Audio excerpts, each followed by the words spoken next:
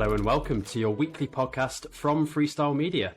Freestyle Media has partnered with the Magic 5, which makes custom fit goggles for swimmers all shapes and sizes. All you have to do is purchase a pair of their goggles via their website, then download their app and take a scan of your face, and they will engineer a pair of goggles to fit you perfectly.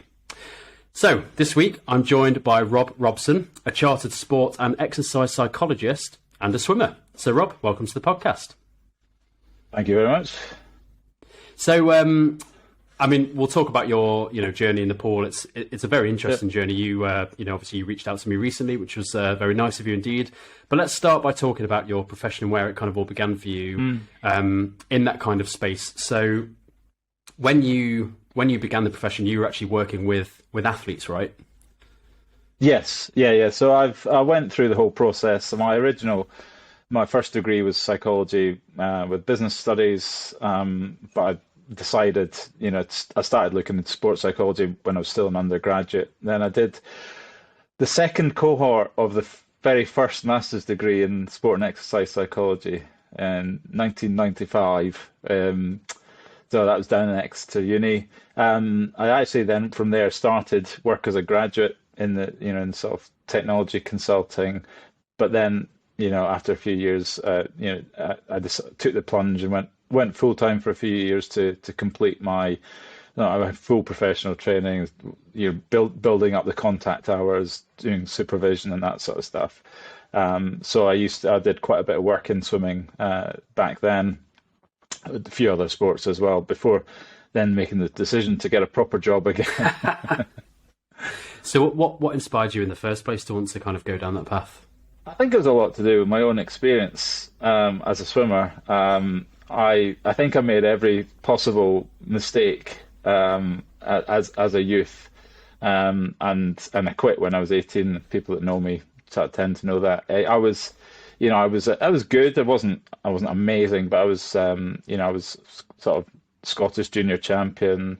It's kind of actually just missed the European juniors at that point in time, and that was really kind of the first point at which it really exposed the cracks, I suppose, in my sort of my mindset. I was very outcome focused, very I tended to read so much meaning into everything, and it was like, if you don't make this team, then you'll never make. If I don't make the European juniors at 17, well, I can never become an Olympian. And all that kind of thinking that just led me down a bit of a spiral of confidence, and at the same time transitioning into senior swimming when, the guys ahead were Adrian Moorhouse, Nick Gillingham, and others. And I found that transition really difficult. I suffered real loss of confidence, quit when I was 18 and took up drinking.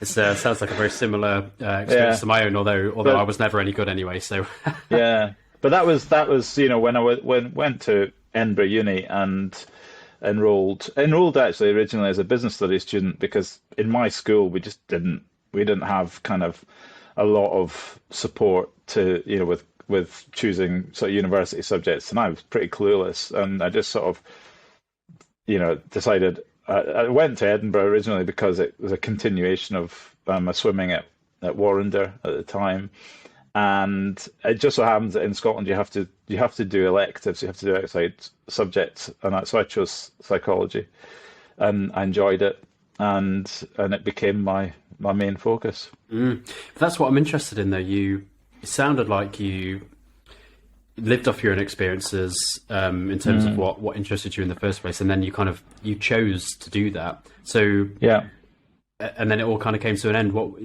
Again, I want to come back onto your story soon, but from a professional point of view, what made you change your mind? Well, in terms of like not continuing with the psychology, absolutely. I started at a time when, in terms of my personal circumstances, I was in London. I'd been working as a graduate. I'd gotten married. We had a mortgage. We had our first child, and quite frankly, the opportunities were so limited in the field. So I had to everything had to be done on a self-employed basis. There were no real training. There were no training routes. I mean, even now, I don't think it's that fantastic. But even at that point in time, there weren't really funded opportunities to work, and it was very limited. So I just found that at that point in time, I had so many responsibilities at that point that when I'd done the things I needed to do to become formally qualified, 3 years of supervised experience, I just thought, what I could probably do with getting back into full-time employment again. But it did lead to a change for me, because I started out as a graduate very much on this sort of technology side. And when I went back into work, I went into people and change practice in a consulting firm. So it did set me down a different path professionally. And I kept sports psychology up for a while, kind of on the side, just working with the odd sort of athlete here and there, sort of more doing a fair bit of pro bono work. Just if I was approached, I would do it. But eventually, actually, when I moved from London up to the Midlands and I actually started swimming again, with family, work, and everything, I decided that something had to give, and it was probably either the swimming or doing sports psych outside of work, and I decided to stick with swimming.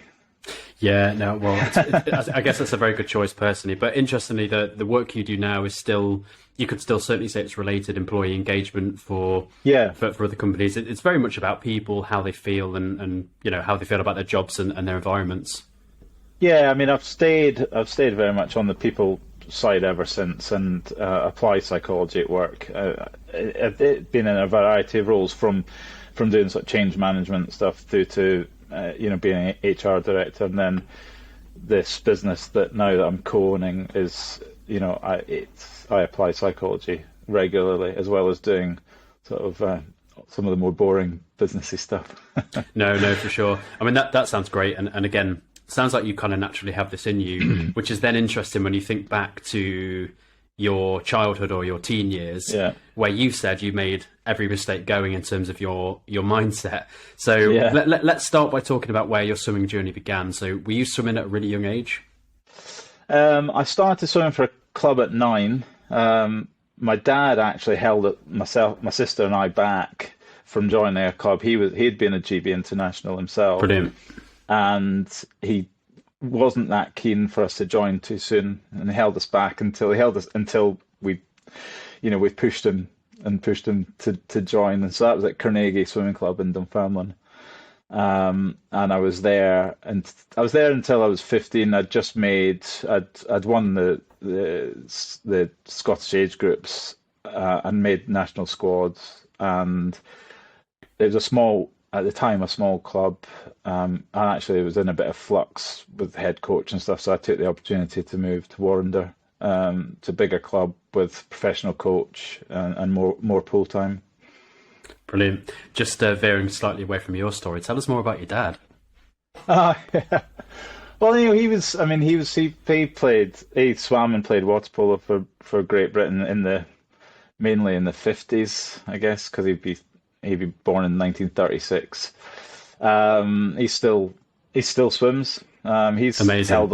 He's held a lot of sort of masters records himself, although he doesn't compete anymore. Yeah. No, that's absolutely fantastic. So you you were kind of topping the charts then in Scotland as a young lad. Sort of, what was this, sort of 14, 15 years of age? Yeah, 14 would be the first time I won something sort of nationally, 200 breaststroke. And then it was it was all just upwards from there until sort of 15, 16. I was, winning things in the Grand, the sort of what at the time was the Grand Prix circuit. When went away with Scotland and did well, and it was kind of like, and I remember we used to get these paper rankings sent through, and it was top tens nationally, and it was, and I remember the first time I got onto the senior rankings. I was probably about 15 at the time, and And I can remember I used to actually like when I'd done a faster time, I actually used to like score off the person ahead of me and stuff. And I was really focused on the progress I was making against other people, and you know, really outcome driven, really results driven. Really cared what other people thought. Really, when you look back at it, a lot of things that are, I suppose, not particularly healthy and kind of can lead to quite a sort of fragile self-confidence, really. So when things are going well, you're buoyant, Yeah, of course. Yeah. really confident. And then when things take a dip, if you're reliant on results and outcomes for, for your confidence, then your confidence is going to take a dip as well. It's sort of obvious, but when when you're in the thick of it, when you're young, you don't really think about these things. No, so it's. I think that's really interesting. Well, I'm interested to know about your environment that you were in then at home. You said your dad held you and your sister back from swimming. Yeah. But once you went into the sport, did you feel the pressure from parents or teammates or the coach? No, never had pressure from my parents at all. My mum was actually a GB gymnastics coach as well. Wow, great genes. And it was a real interesting environment, and they were, Dad was a coach in his own right, and took the decision for a number of reasons not to coach in Scotland because he before I was born they lived down in Essex. Never felt pressure from them, never pushed. When I moved into Warrender, I was, a small fish in a big pond. I don't really ever feeling external pressure. It was all very much self-generated. I don't really know where it came from. When we talk in terms of sports psychology about, it's what we call motivational. I'm trying to think of the word now. Goal orientation is the word. The phrase we used to describe, how an individual is, whether they're sort of task or ego orientated, whether they're process or outcome, if you like, is something that they say it does kind of really sort of develop around 8, 9, 10 years of age, and that's a really important time in terms of the environment. I can't think of anything really in my environment that pushed me towards that way of thinking. It's just that I think I'm very introverted in many respects, and probably never shared what I was thinking with people. I think that's one of the things that I was actually met with my old coach Ian McGregor last summer at the British in Aberdeen, and we were talking about that, and it became apparent that I didn't reveal a lot of myself to him. Okay. And so those thoughts that were going through my mind at the time were, he was fairly oblivious to them. And as a coach of a big squad, they can only really respond to what you're sort of saying. They can't spend a huge amount of time outside of the actual swimming environment with you. So that was quite interesting. So it's probably a lack of interaction and sharing of what I was thinking at the time, that so nobody was prompted to sort of challenge me on that, and to try and send me down a different path, as it were. And do you feel like maybe being naturally introverted pushed you in the way of wanting to always get great results, because almost that was your way of proving yourself to other people and metaphorically being loud? I think it's more about being very analytical and overthinking stuff in general, spending a lot of time in my own head, rather than feeling I need to prove anything to anybody. Yeah. But, and do you feel like were you like this with everything else, or was it just for swimming? I think when I look back, I was actually quite. I had that, what they would describe as that ego orientation, and that what that means is that if you're doing well at something, you will you may, if you're doing well at something, you're motivated, but it can also lead to sort of self-sabotage, behaviors and that sort of stuff, and mucking about at school, and sort of I I I would I was one of the classic sort of do what you need to, do the minimum at school, and that sort of stuff, and that is again quite characteristic of that kind of thinking, So if you're task or process oriented, you're always trying to do it better than you were. If you're sort of outcome or ego or orientated, it's very much about well, I'm doing enough to get the result that I need, so why would I do any more? And I was like that at school. But I mean, the funny thing is, I don't remember being like that all that much at swimming, because I think it's a bit more of a conveyor belt that you are pushing. I always wanted to do PBs, but I do remember self-sabotaging I remember one time in particular, I wasn't swimming very well, and it was the first time I was ever in a televised meet, and I wasn't thinking about the cameras at the time, but I was in the outside lane of a final, and I wasn't swimming well, and I just completely dossed the second half of the 200 breaststroke, and it was, other people with a different mindset would have just worked to do the best they possibly could at that time.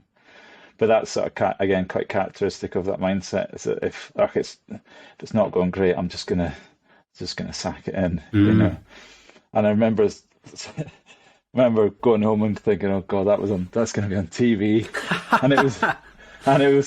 and my race was not shown in the highlights.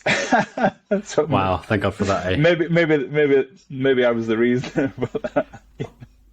No, I'm sure not. Well, it's probably a good job. But listen, we'll talk about your master swimming shortly, because we've talked about the sort of hours that you do now. But going back to that kind of age, were you a high volume swimmer? Kind of how many hours were you doing a week, meters a week? I was doing 10 to 12 sessions a week. Generally doing about 60 to 75,000 meters a week. Yeah, it's a lot. I mean, I just spent. I think that none of it.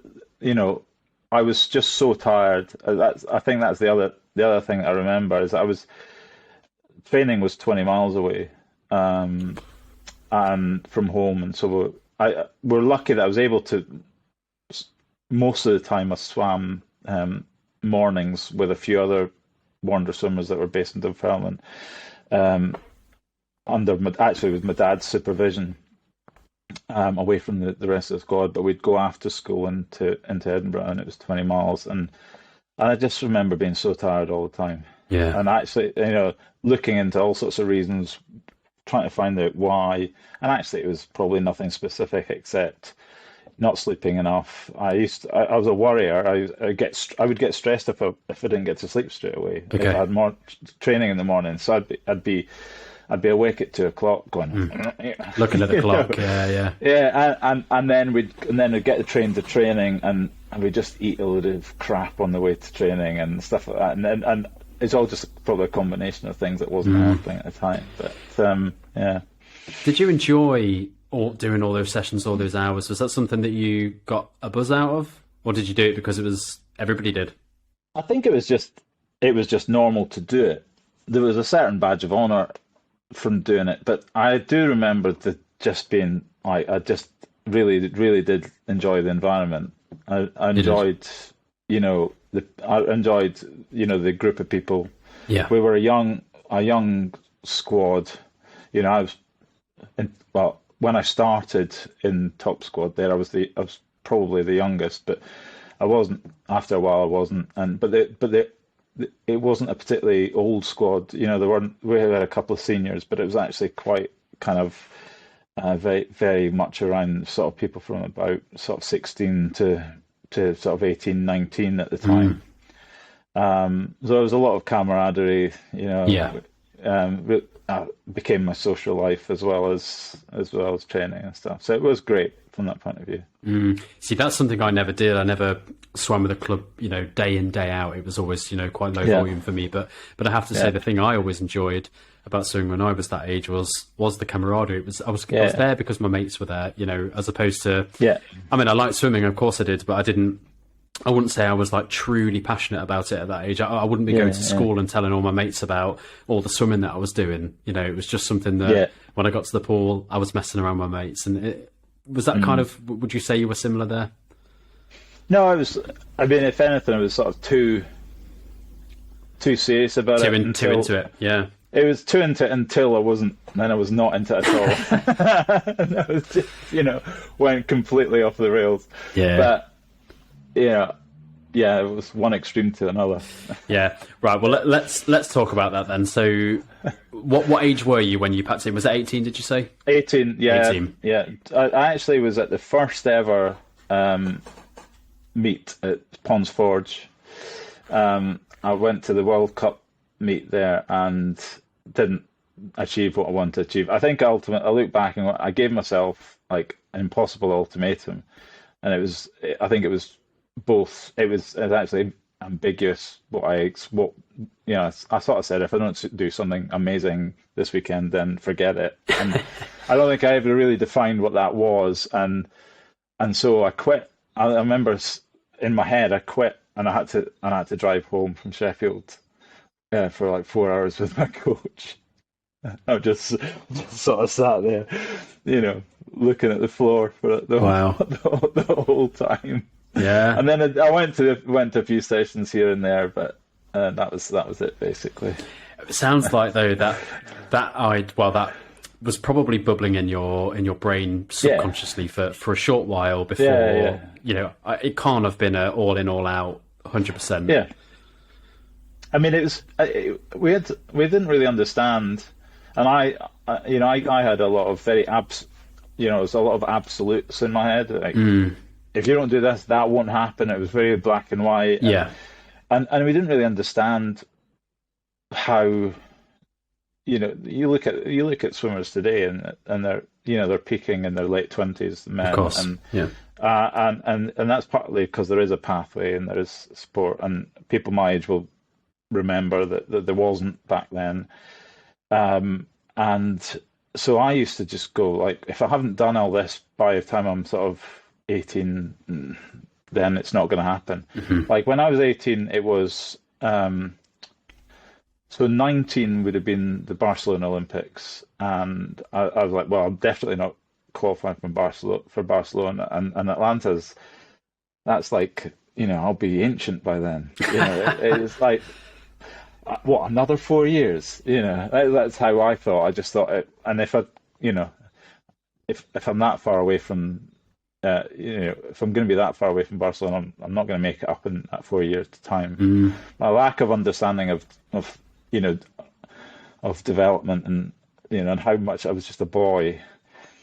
It's ridiculous when you look back at it through sort of more rational eyes, but yeah, at the time, I definitely think there's a conversation to have around. Because the Olympics is everything, isn't it, to any athlete that competes there, whether you're a swimmer or not.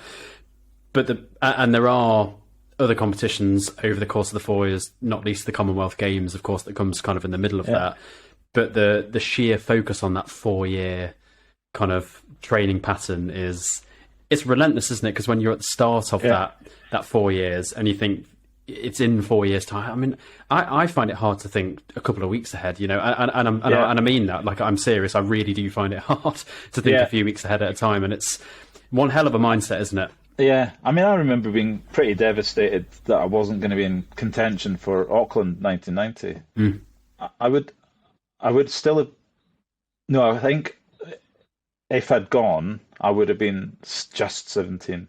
Wow. So I had to qualify as a 16-year-old, and yet I was still like really disappointed that wasn't, and it wasn't in contention. It wasn't like it wasn't like just missed it. It's just that knowing, I suppose, as people were qualifying for it, knowing that I wasn't going to be in contention for it, I was like, I took that quite badly, even though I was I wasn't a child protege or No, anything. but It's like, it sounds like in your mind though, as probably a 15-year-old onwards, that's what you wanted to do. You wanted to make yeah, the yeah, Olympic Games, right? I was, in my mind, I was dead set. That's what I wanted. Yeah, And when yeah, that became like less, it was like at 15, is all I wanted. At 16, I still believed it was quite possible. At 17, I started to think, oh, this isn't really going how, how I'd like. And at 18, it's like, yeah, I'm never gonna catch these guys up. And then the irony is, I would say it wasn't about displacing sort of Gillingham and Moorhouse from the team because they were going to retire. But I just never saw myself, by that stage, I never saw myself going anywhere near as fast as them. And that's probably true. I probably never would have, but I could have actually enjoyed the journey. of course. Yeah, yeah, of course. And there's a lot of fun to be had from going, and that's, that's the one thing I would love to have taken from it. Would, if I had my time again, would not be to. It's not. I'm not going to kid myself that could have been a contender. It's more actually The experience. I could have taken a lot more pleasure from the experience. Yeah, absolutely. And I think, if you never know, if you'd have hung in there, made an Olympic Games, even if you'd have just, gone there and got knocked out on day one, the fact that you've made it, you've enjoyed the journey, you've been selected, you've gone to the Olympic Village, you've been surrounded by the athletes, that in itself is amazing. Yeah, it would be. I mean, and the 50-year-old me says that probably still wouldn't have happened. But I still, I could have, I don't know, gone to the States, for example, and just had a great time swimming at college or something different. But like I say, I had this absolute kind of mindset. And your absolute mindset led you to lots of beer. So let's talk about that. So 4 years that passed in a haze, but it was the start of my fat phase, and then I continued. Really, I continued into my 20s, and I got into consulting, and I was living away from home during the week and stuff. So I just got completely out of training, things like training, and I didn't even exercise really until I was about 30. I was diagnosed with ulcerative colitis, and I realised at that point, I was like, right, I'm really overweight. I'm not very healthy. I've got an inflammatory bowel disease. I have to start doing something a bit different. And I started doing a little bit of swimming when I was still in Ealing in London. Mm-hmm. So can I just jump in there? Was swimming the first? Yeah. As soon as you thought, I've got to change here, was swimming the first thing that you thought to do? Yeah, well, I like a lot of people. I was like, I don't know if I want to, I don't know if I want to just go to the gym, and I liked swimming, and I like the camaraderie, and and despite my sort of negative experiences that my self-inflicted negative experiences as a teenager,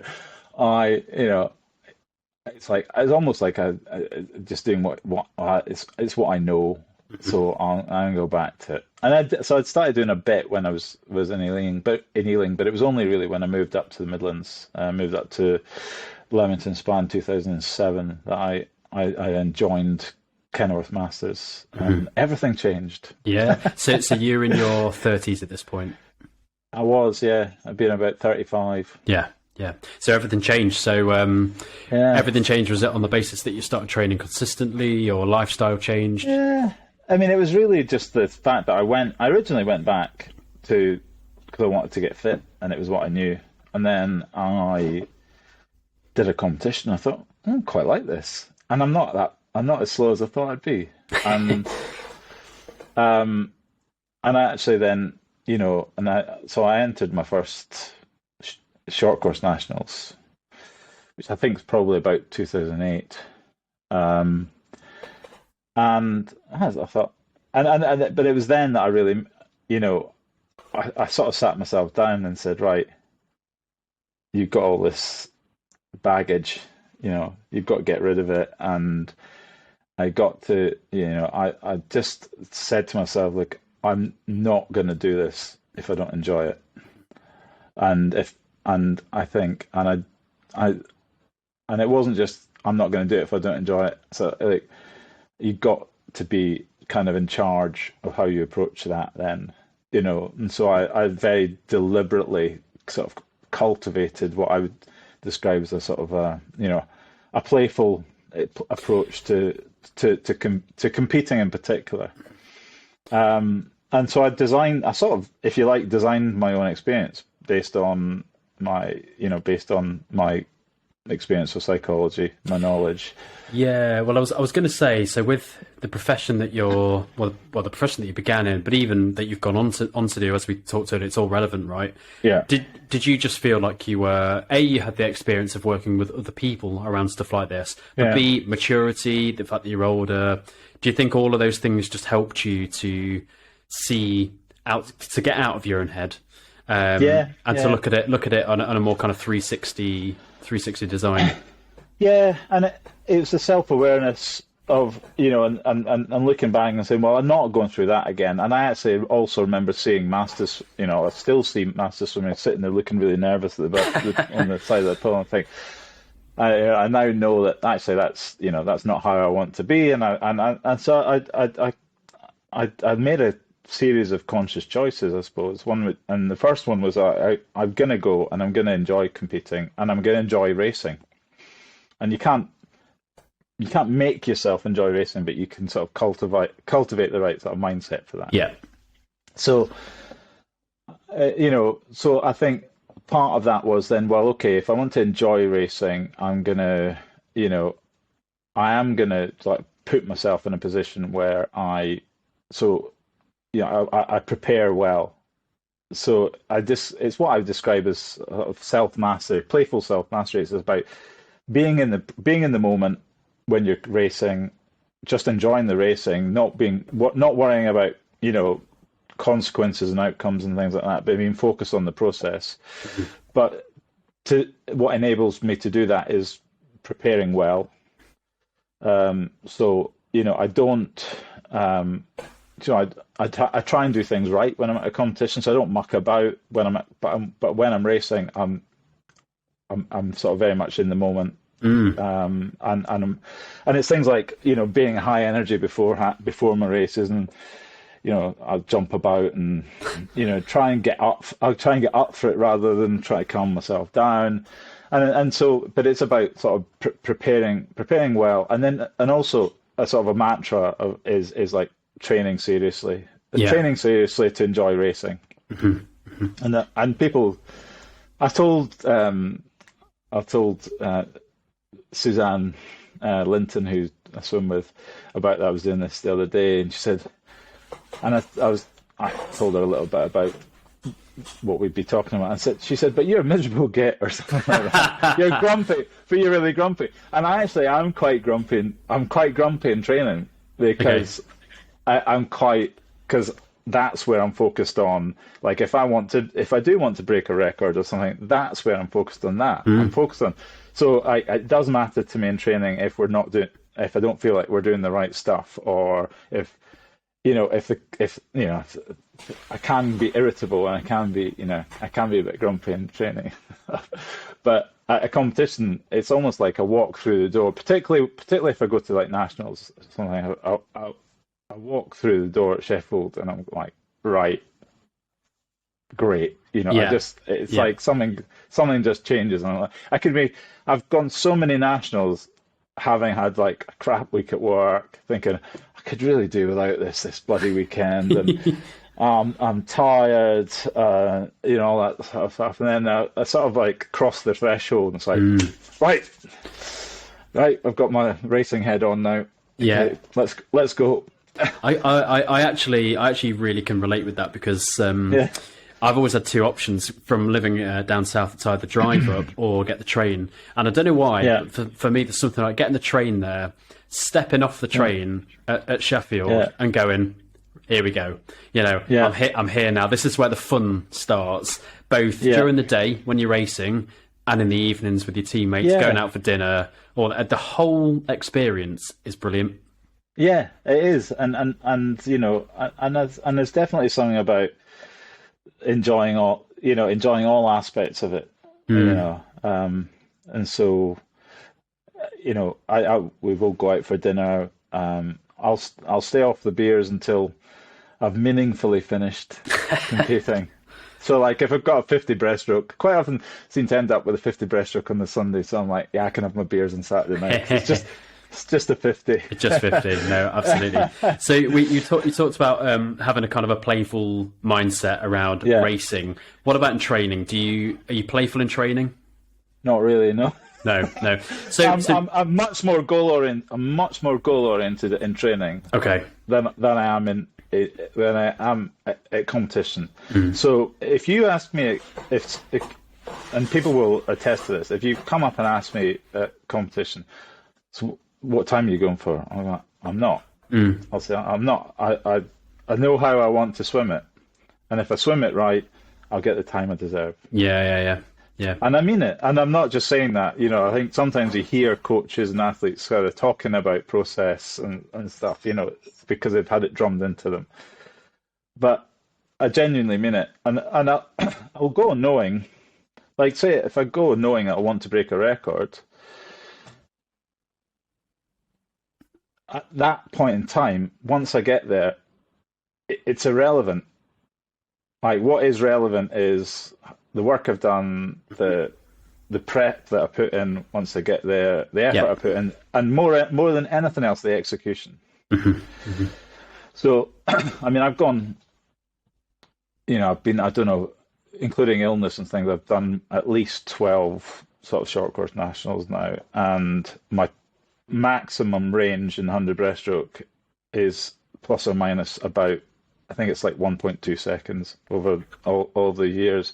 I've gone more fit, less fit, carrying injuries, not carrying injuries, and it's about and it's just because I've been able to execute. I focus on execution, and if the execution is the same, then the things like a little bit of difference in fitness and stuff doesn't actually make that much difference. Yeah, I So, agree, especially on a 50 or 100. I think yeah, I definitely yeah. there's something about that. To talk to us then about some of the playful things that you're referring to. Then, so give us an example of something recently, maybe nationals last year. You went there with a playful mindset. Your Yeah. execution was what was important to you. Tell us what you were working on in that race. So it starts with like physical warm up, and I think that's one of the things that I actually use my physical warm up to get in the moment. So it's like mindfulness, I suppose. So Yeah. it's really focusing in on what I'm doing. So I'll do a little bit of a combination of, I'll do a little bit of land sort of base warm up, kind of at the back, in Sheffield, say, and it's just really about like paying attention and getting really focused in on that is kind of the start of it. So at that point, I know how long I've got and all that sort of stuff. That's kind of quite important because you can't be then. It's important not to be kind of constantly looking out and worrying about is it 10 minutes, is it 15 minutes, etc. So you've got a block of time and can focus in on that stuff, and so that planning piece is actually quite important because you get to do the planning in advance so that you don't have to be thinking too much as you go. Like I say, use the physical warm up to get started, and then and then it's also about I actually use I will speak to people on the poolside and stuff, and I kind of until the point at which I know that I'm kind of up.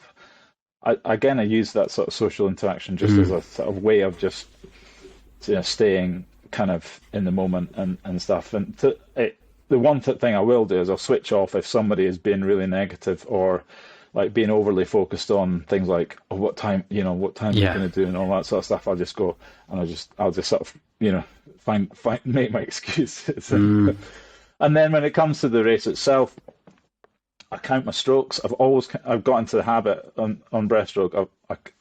So I'm actually counting them as I'm going, and I'm really I've got one or two things that I'll look at, and it's usually stroke length.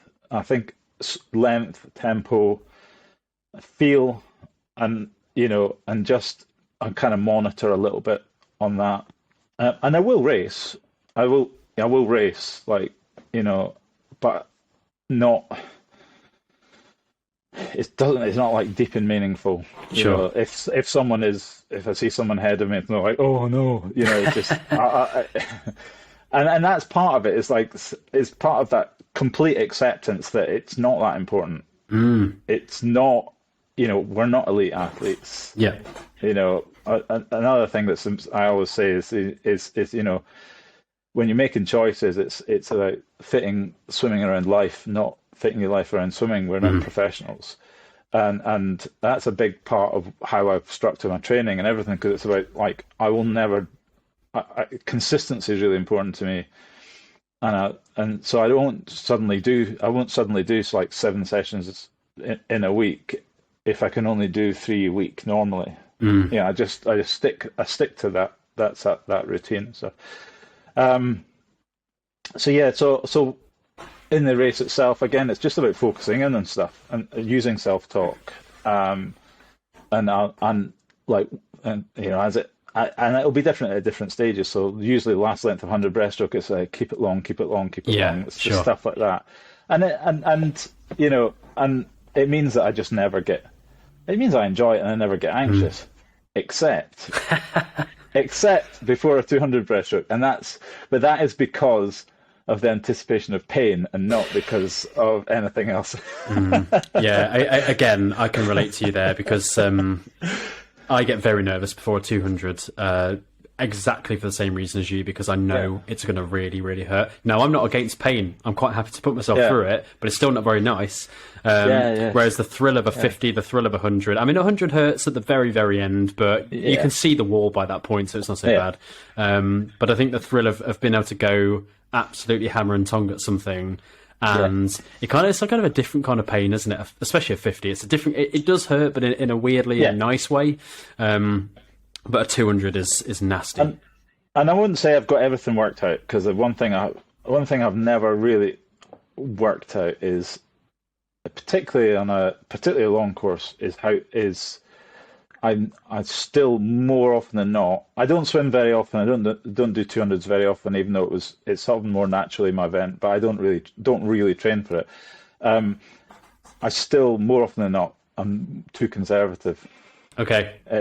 In my approach, so I haven't completely figured everything out. But 50 and 100, I'm not naturally a very good sprinter, but I enjoy doing the 50 kind of and I love doing the 100. And I'd be, if I train, and this is exactly what I'm talking about. If I know that if I train more, I could go a lot faster than the 200 breaststroke. But I'm like, but why would I do that? Why would I change everything? All these, like, the other parts of my life, just to go a bit faster in a swimming competition when I'm 50 years old. Yeah, it's like. But it's perspective, isn't it? It is, but it's also really nice to hear you say that, because A, you still care about your swimming, you still want to do the best that you possibly can, but B, it's not ruling your life. And I think it's a really, really good trait to have, is to think, you said it earlier, you could have a week where you've got nothing on, so you could swim 7 times, but what's the point if you're swimming 3 times a week and that is what you do? So let's talk about that then. 3 times a week that sounds like is your routine in the water. So is that something, like, how many years has that been going on for now, and how have you managed to stay consistent pretty much all the time? Yeah, pretty much, when I haven't been ill or injured. I mean, I will say it's 3 to 4. The fourth is more often than not water polo. Okay. And then it's 2 to 3 gym. Okay. And usually that makes up for 6 of something. Sure.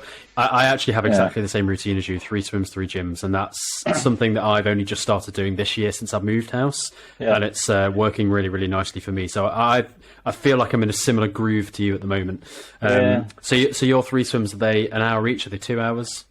Mostly an hour. Mostly an hour. One's an hour and 10 minutes. Oh, an hour and 10 minutes. Yeah, it's an odd thing, but that's what we get on a Tuesday night, and it makes a little bit of a difference in terms of the quality. How much extra do you get in meterage?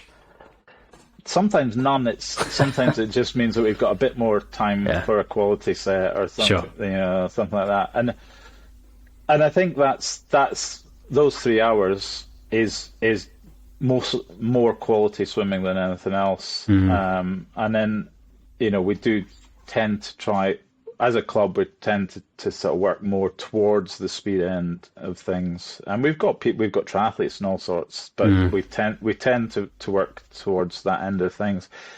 And I think for me, it is about that consistency.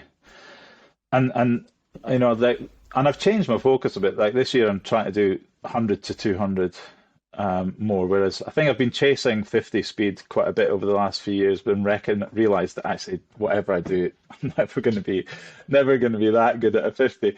So I've gone back to pushing more, but I'm doing that not by doing more training sessions to get my volume, but just by doing more of my volume work on breaststroke. So okay. I'm not changing the big parameters. I'm changing the kind of with what I do within that. So it's. So it sounds like you care more about quality than meters. So you're not in there thinking, I want to swim as many meters a week as I can here. You're more interested in how it feels and race prep. Yeah, I do about, so on average I would say I do about 7.5K a week. Yeah. I know that it's not enough really for like, particularly to do a good 200 long course. But I just sacrifice that. Like this year I decided not to even swim at the long course. And, I sort of think, was that the right thing to do? But I was like, you know what, I get home on Saturday night. That's how that's the thinking. So I get home Saturday night rather than on the Sunday night, and I only have to be away for 2 days. So it's and that's kind of how my mind works with that stuff. And I would love to do a good 200 breaststroke long course, but it's not going to happen really in the without a fundamental change. I'm actually quite like how I do things now. So. No, that sounds absolutely fantastic. Just a couple more questions then. The first one is, well, what have you got? What are your aims for, say, this year? You've just entered a new age category, so are you looking for records or? Yeah, I'll have a crack at. I'll have a crack at the 100 and 200 short course. Realistically, the 100 record long course is actually really good. Mike Hodgson did it about 5 years ago now, and it's I don't know. I've been in that sort of territory before, but when I did Europeans in London, but I can't see it. I can't see it happening. So probably I'll be aiming for the short course ones, and we'll see how that goes. Yeah. But there are other people. But the thing is, there are other people who will have the same designs. So we'll see. No, well, it's exciting anyway, nonetheless. And final question then is more of a bit of a full circle question. So, we started off talking about your mindset when you were a teenager, the all or nothing, the very outcome focused, the very negative mindset around swimming generally. Sounds like you've got the complete opposite now, which is an incredibly positive mindset, fun, enjoyable. Like, like your teammate says that you're grumpy in training, but it's it's all for a good cause this time, by the sounds of it. Yeah, I really enjoy my swimming now, and I'm not grumpy all the time.